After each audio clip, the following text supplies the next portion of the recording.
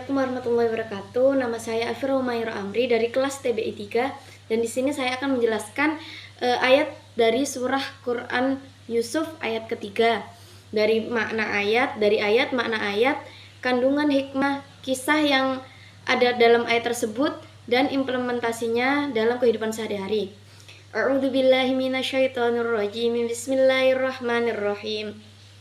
Nahnu naqussu 'alaika ahsanal qasasi bima auhayna ilaika hadzal Qur'an wa in kunta min qablihi laminal ghafilin.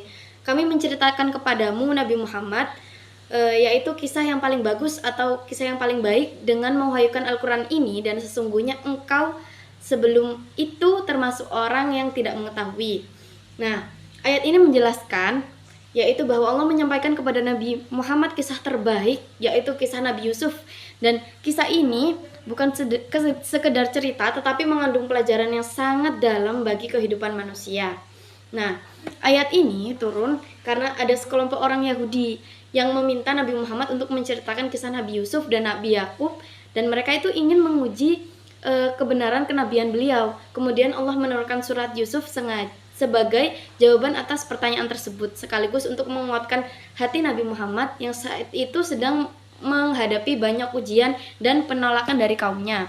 Nah, kisah ini yang diminta yaitu yang pertama ada kisah Nabi Yusuf, dimulai ketika beliau dicintai oleh ayahnya.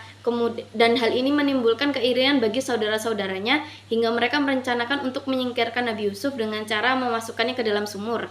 Dan kemudian Nabi Yusuf ditemukan oleh musafir dan dijual ke Mesir. Dalam perjalanannya beliau diuji dengan godaan dari istri pemuka atau istri pembesar Mesir, difitnah dan bahkan dipenjara. Karena kesabaran beliau dan keimanannya kepada Allah, Allah akhirnya mengangkat derajat Nabi Yusuf menjadi orang yang mulia dan berkuasa di Mesir. Nah, diakhiri dari kisah Nabi Yusuf ini, beliau memaafkan saudara-saudaranya dan dipertemukan kembali dengan ayahnya beliau. Nah, hikmah dari kisah ini yaitu kesabaran Nabi Yusuf dalam menghadapi ujian akan berbuah kebaikan. Yang kedua, Allah memiliki rencana terbaik dalam setiap peristiwa. Yang ketiga, jangan membalas kejahatan dengan kejahatan. Yang keempat, kejujuran dan keteguhan iman akan membawa kemuliaan. Dan implementasinya dari kisah ini atau dari ayat ini dalam kehidupan sehari-hari, yang pertama, kita harus bersabar saat menghadapi masalah atau kesulitan. Yang kedua, tidak iri terhadap keberhasilan orang lain. Yang ketiga, tetap jujur dan menjaga diri dari perbuatan buruk. Yang keempat, memaafkan orang yang telah menyakiti kita. Yang kelima, kita harus selalu percaya bahwa Allah memiliki rencana terbaik. Demikian penjelasan dari surat Yusuf ayat ketiga. Sekian dari saya. Wassalamualaikum warahmatullahi wabarakatuh.